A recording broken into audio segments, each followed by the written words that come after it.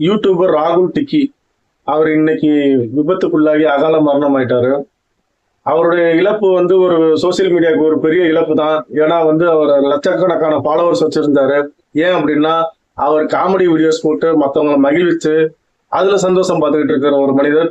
அப்படியாப்பட்டவர் வந்து இப்ப வந்து இன்னைக்கு இறந்திருக்காருங்கிறத வந்து யாராலுமே ஏற்றுக்கொள்ள முடியாத ஒரு மீளா துயரம் ஆயிடுச்சு.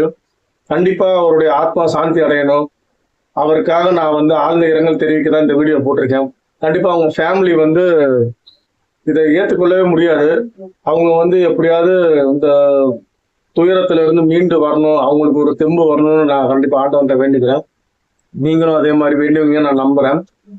அவரோட இழப்பு வந்து நம்மளால மறக்க முடியாத ஒரு பெரிய சம்பவமா போயிடுச்சுங்க.